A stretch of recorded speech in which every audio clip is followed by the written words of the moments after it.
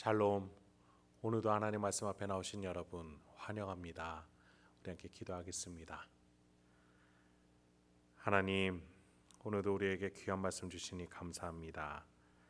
이 말씀을 통해서 오늘도 우리의 영혼이 하나님이 주시는 양식으로 일어날 수 있도록, 힘을 낼 수 있도록 주여 은혜를 베풀어 주시옵소서. 떡으로만 사는 것이 아니라 하나님의 말씀으로 사는 줄 압니다.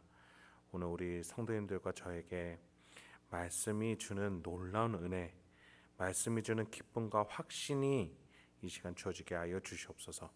예수님의 이름으로 기도했습니다. 아멘. 오늘 함께 살펴볼 말씀 사도행전 25장 13절에서 27절, 사도행전 25장 13절에서 27절까지 함께 살펴보도록 하겠습니다. 오늘도 성실하신 우리 아버지 하나님을 찬양합니다. 계속해서 주님께 사명을 받은 성령 충만한 바울의 모습이 우리에게 소개되어지고 있습니다. 성령 충만, 기분이 좋은 상태, 동기부여가 가득한 상태, 신비한 상황의 연속을 의미하는 것이 아님을 우리는 살펴보고 있어요. 고난과 환난이 있을지라도 주님이 주신 사명을 잊지 않고 순종하며 나아가는 그 길, 그것이 성령 충만임을 우리는 사도행전 말미 이 바울의 재판 과정에서 너무나도 자세하게 살펴볼 수 있는 것이죠. 그런 점에서 오늘 본문에서 드디어 바울이 로마로 가기 전 마지막 재판을 앞둔 상황이 펼쳐지게 됩니다. 그런 점에서 누가는 재판의 장이 되는 자들의 면면을 계속해서 우리에게 소개해 줬어요. 복음을 들으면서도 뇌물을 요구했던 벨릭스, 공정하려 했지만 사면 초과의 상황이 닥치니 갈피를 못 잡는 베스도, 그리고 오늘 본문에서 이스라엘의 분봉 왕인 아그리빠가 등장하게 됩니다. 이 세속 권력까지도 다스리시는 하나님을 통해서 바울이 어떻게 사명의 길을 하나하나 걸어 나가는지 계속해서 오늘 본문 통해 살펴보도록 하겠습니다. 본문이 길기 때문에 중요 구절만 보죠. 13, 14절 먼저 봅니다. 수일 후에 아그리빠 왕과 버니게가 베스도에게 문안하러 가이사랴에 와서 열흘 아래 있더니 베스도가 바울의 일로 왕에게 고하여 이르되 벨릭스가 한 사람을 구류하여 두었는데, 신임 총독 베스도는 자신의 난처한 상황을 이스라엘 왕 아그리빠에게 말합니다. 바울이 로마 황제에게 가서 재판을 받는다, 이 문제가 얼마나 심각한 것인지 우리는 다시 한번 생각하게 됩니다. 문제는 로마 황제에게 바울을 보낼 때에 명확한 죄명이 확정되어져야 되는데 바울의 경우는 드러난 죄가 없다는 것, 그것이 너무나 치명적인 상황이었습니다. 그렇다고 바울이 쉽게 풀어줬다가는 유대인들 사이에서 소요가 일어날지도 모르는 상황이니 베스도는 이러지도 저러지도 못하는 가운데 있는 것이죠. 그러다가 베스도의 취임을 축하해 주러 온 아그리빠 왕에게 도움을 요청해 보는 것이죠. 사실 로마에서 파견한 베스도 총독이 취임했다고 식민지의 왕으로서 아그리빠가 환영을 한다, 어색합니다. 하지만 정치적인 호의로 상부상조하기 위해서 베스도와 아그리빠는 만남을 갖고 서스럼 없이 이 유대 종교 문제로만 보이는 이 상황을 어떻게 타파할 것인가 머리를 맞대보고자 합니다. 여러분, 여기서 우리는 한 가지 기억하게 됩니다. 우리 주님께서 바울을 다메섹 도상에서 만나시고 그를 이방을 위한 그릇으로 선택하실 때에 중간에 돕는 자로서 아나니아라는 사람을 사용하셨죠. 그에게 바울에 대해서 어떻게 묘사하셨습니까?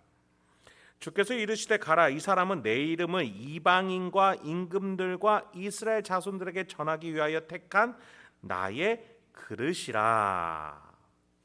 가장 첫 번째로 이방인, 두 번째가 임금들, 그리고 세 번째가 이스라엘 자손, 이렇게 이들에게 복음을 전하기 위해서 택한 그릇이다라고 표현하셨죠.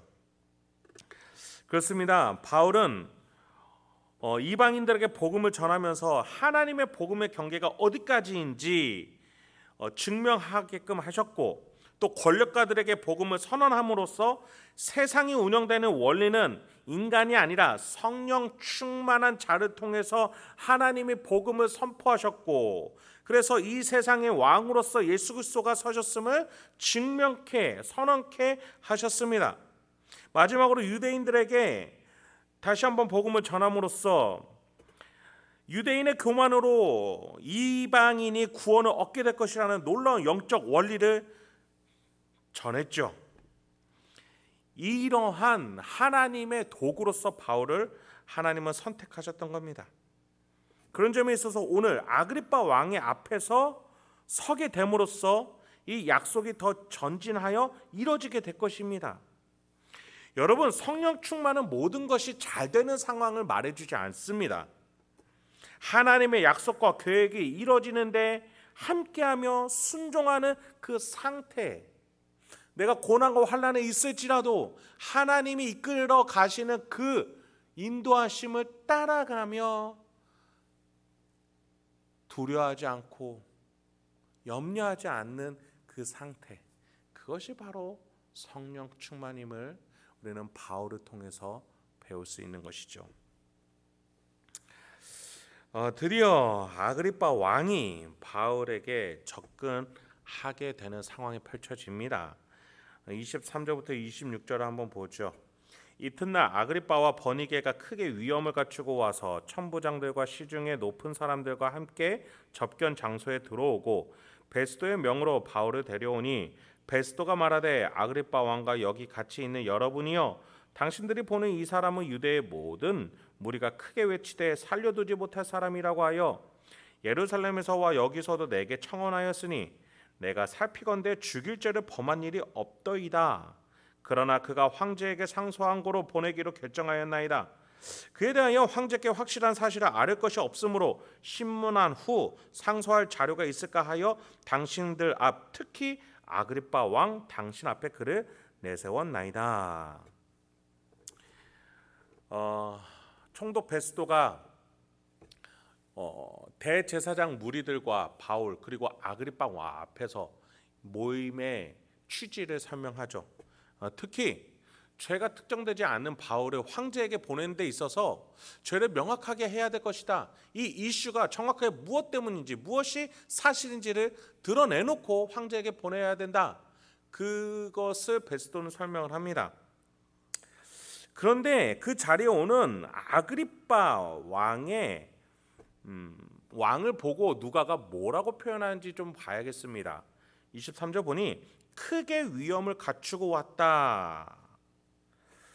여러분, 사실 이 아그리빠는 불륜적 관계라는 평이 많았기 때문에 많은 사람들에게 지탄을 받고 있는 상태였어요.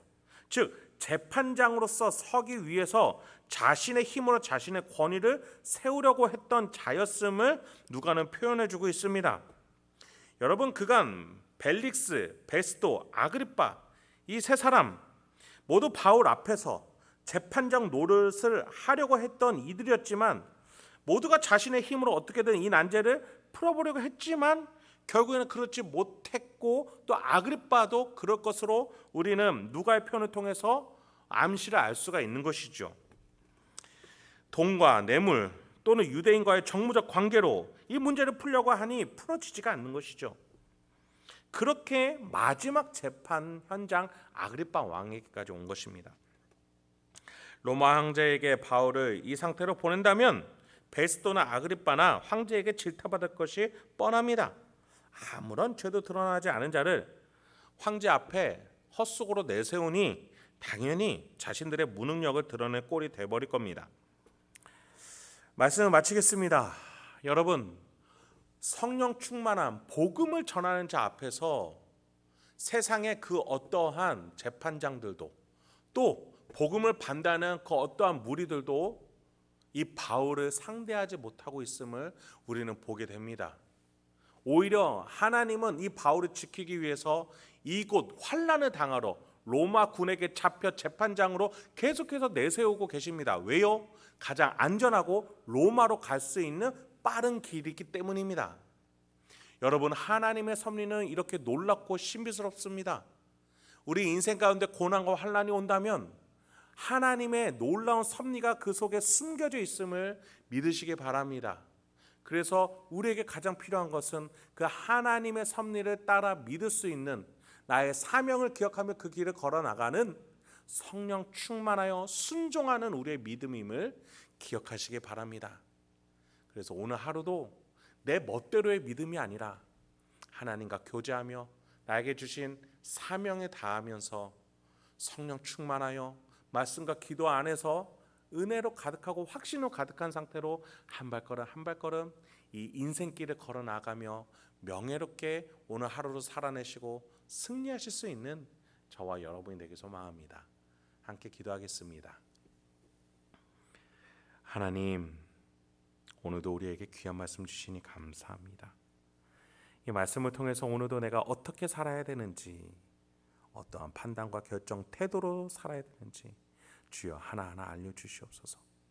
우리 성도님들 마음속에 이 말씀이 살아 움직여 우리의 삶을 변화시키고 적용하고 실천하게끔 확신과 용기로 주여 응답하여 주시고 은혜 내려 주시옵소서. 예수님의 이름으로 기도했습니다. 아멘.